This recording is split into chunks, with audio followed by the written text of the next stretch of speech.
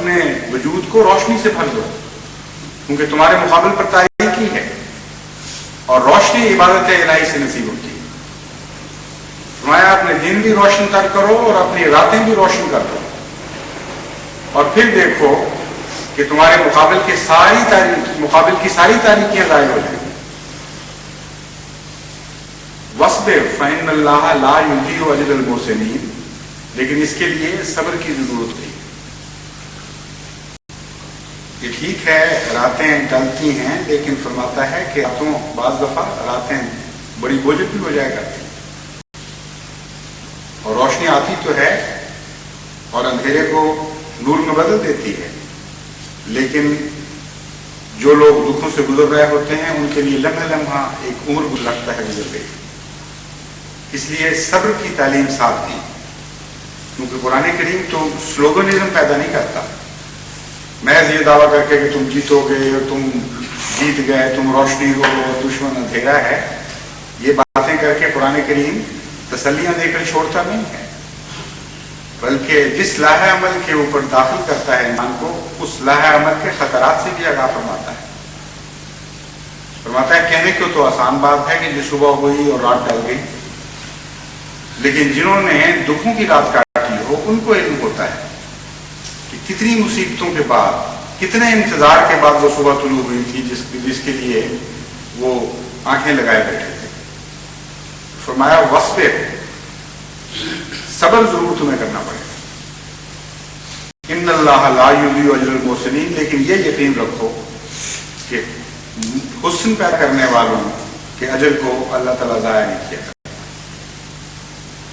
محسن سے مراد نیک اعمال کرنے والا بھی ہے، محسن سے مراد تمام سوسائٹی میں، تمام معاشرے میں حسن بکھیرنے والا بھی ہے، اور محسن سے مراد عبادت کو اتنے خوبصورت رنگ میں ادا کرنے والا بھی ہے کہ اللہ کی نگاہیں اس پر پڑ رہی ہیں۔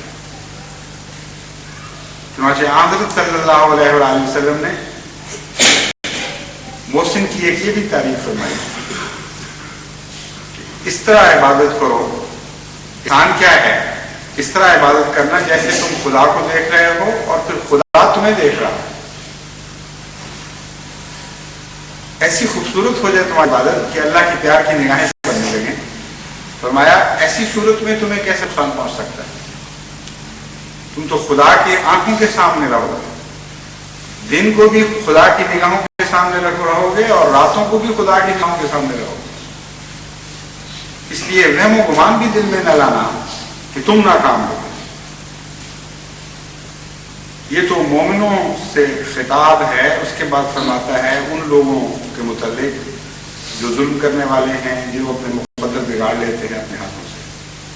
فرماتا ہے لولا کان من قرون من قبلکم اولو بقیۃ ینہون عن فساد فی الارض، کاش ایسا کیوں نہ ہوا کہ تم سے پہلے جو لوگ گزرے، جو بستیاں آئیں، ان میں صاحب عقل لوگ ہوتے، عقل و دانش سے کام لیتے، وہ دنیا کے اوپر نظر ڈال کر اس کے تجارب سے فائدہ اٹھانے والے ہوتے اور فساد سے روکنے والے بن جاتے۔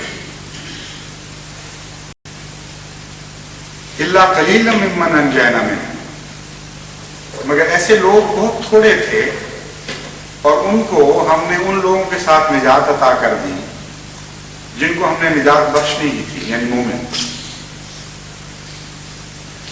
یہاں فساد سے روکنے والوں سے مراد ظالموں کی قوم میں سے صاحب عقل لوگ مراد ہیں۔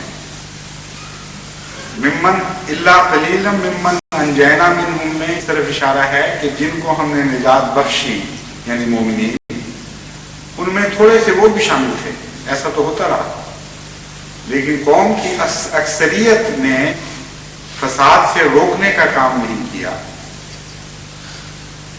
اس میں ایک بہت بڑی یہی حکمت کی بات ہے، اور وہ یہ کہ جب ظلم شروع ہو جائے کسی قوم کی طرف سے تو اللہ تعالیٰ کیونکہ متنبع کر چکا ہے کہ ان کی ہلاکت کے دن پھر آیا کرتے ہیں، اس وقت یہ عذر پھر خدا کے سامنے پیش نہیں ہوا کرتا، اے خدا ہم تو ظلم کرنے والے نہیں تھے، ہم ہم تو پسند نہیں کرتے تھے اس بات کو. فرمایا تمہاری ذمہ داری ادا نہیں ہوئی. تم ان لوگوں میں سے کیوں نہیں ہوئے جنہوں نے فساد کو روکا؟ جب تم ظلم اور فساد کو دیکھتے ہو، اگر تم اسے روکنے کی کوشش نہیں کرتے تو تمہاری ذمہ داری ادا نہیں ہوتی. اس لیے جب پکڑ کا وقت آتا ہے تو ایسے لوگ بھی ساتھ مارے جاتے ہیں. وہ یہ نہیں کہہ سکتے پھر کہ جی ہم تو شریک لوگ تھے، ہم نے تو حصہ ہی نہیں لیا. اور جب پکڑ کے وقت آتے ہیں تو ہر سطح پر یہی ہوتا ہے. کچھ لوگ جرم کر رہے ہوتے ہیں، کچھ خاموشی سے ان کا تماشا دیکھ رہے ہوتے ہیں، کچھ باہر کھڑے داد دے رہے ہوتے ہیں. جب سزا ملنے لگتے تو کہتے ہیں جی ہم تو نہیں تھے، اس نے مارا تھا، میں نے تو نہیں مارا. اور بعض فرقے بھی پھر ایسی باتیں کرتے ہیں کہ جی فلاں فرقے والے تھے، ہم تو نہیں. اللہ تعالیٰ نے قانونی وہ رکھ دیا بچنے کا، جس میں منہ کی باتیں کام نہیں آ سکتی، جس میں اتنا کردار ہے، اتنی مردانگی ہے، اتنی شرافت ہے کہ ولی کو دیکھ کر برداشت نہیں کر سکتا. اور اگر ہاتھ سے نہیں روک سکتا تو منہ سے کم اس کے خلاف اعلان کرنا شروع کر دیتا ہے اور کہتا ہے کہ ظلم ہے، یہ غلط ہے. تو ینہونا سے مراد یہ نہیں ہے کہ ان کو طاقت بھی ہے ضروری. فرماتا ہے اگر وہ منہ سے ہی کہنا شروع کر دیں کہ ہے ظلم اور یہ مناسب نہیں ہے، یہ نہیں ہونا چاہیے، تو اس کے نتیجے میں بھی اللہ تعالیٰ ایسے لوگوں کو ان لوگوں کے ساتھ بخش دیا کرتا ہے اور نجات دیتا ہے جن کو نجات دینے کا اس سے پہلے سے فیصلہ کیا ہوا.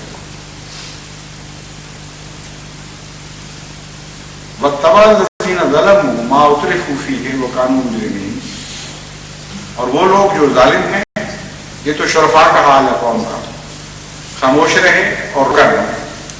اور جو ظالم ہیں وہ جو خدا نے ان کو نعمتیں آسائشیں دی ہوئی تھیں ان میں وہ ڈوبتے چلے گئے. وہ کانوا مجرمین، اور وہ مجرم تھے حالت میں انہوں نے ہماری نعمتوں سے فائدہ اٹھانے کی کوشش کی جو ان کا حق نہیں تھا. مجرم کے لیے تو اللہ تعالیٰ نے نعمتیں پیدا نہیں کی. جب خدا کی نعمتوں کو کوئی بگاڑتا ہے اور جرم کرتا چلا جاتا ہے تو اس کا استحقاق ختم ہو جاتا ہے. وَمَا كَانَ رَبُّكَ لِيُهْلِكَ الْقُرَىٰ بِالظُّلْمِ وَأَهْلُهَا مُصْلِحُونَ. اللہ تعالیٰ کسی بستی کو ظلم کی راہ سے ہلاک نہیں کیا کرتا. وَأَهْلُهَا مُصْلِحُونَ، یہاں مصلحون کی تعریف فرمائی ایک اور جو عام دنیا والے اپنے لیے کہتے ہیں کہ ہم اصلاح کرنے والے ہیں، ان سے مختلف ہے. یہ پہلی آیت کی روشنی میں تعریف کی گئی.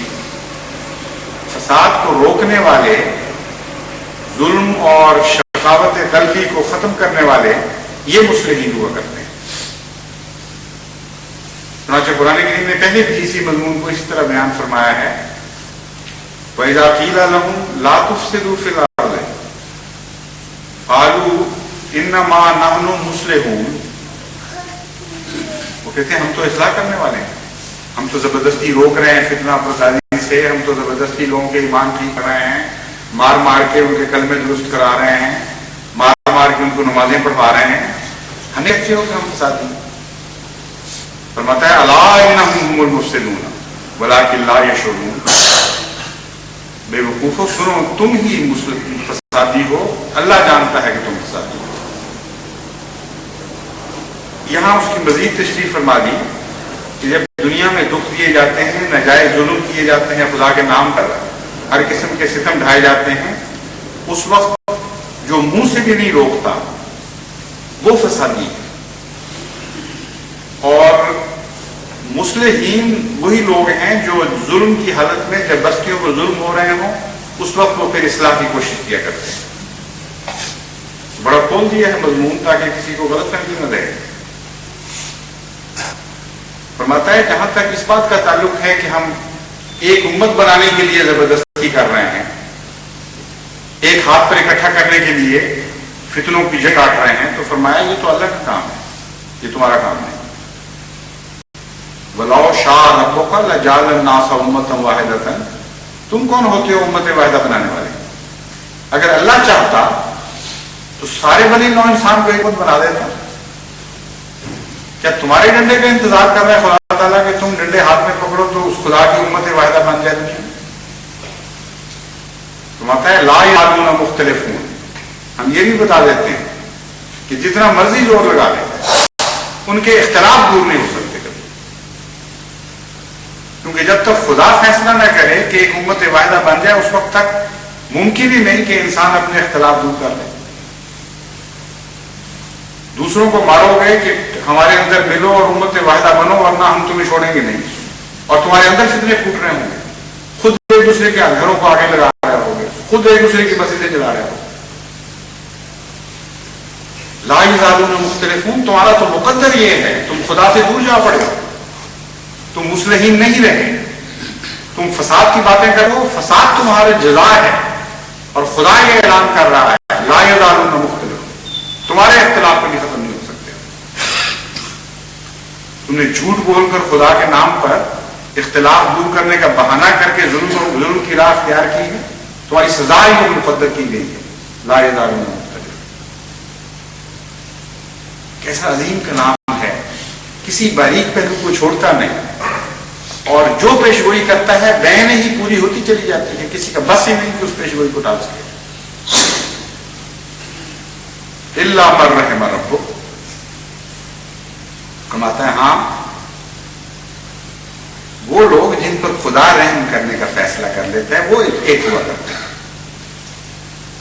جن کو تیرا رب ہے محمد صلی اللہ علیہ وآلہ وسلم ایک ہاتھ پر اکٹھا کرنے کا فیصلہ کر لے، وہ ایک ہاتھ پر اکٹھے ہو جایا کرتے ہیں، اور ان کے اندر پھر تو کوئی اختلاف نہیں دیکھے گا. جن پر خدا نے رحم کیا ہو وہ غیر کے مقابل پر شدید ہو جایا کرتے ہیں. رحماء بینہم، رحم ربک کی تفسیر دوسری جگہ قرآن کریم میں یہ کون لوگ ہیں جن پر اللہ رحم کیا کرتا ہے؟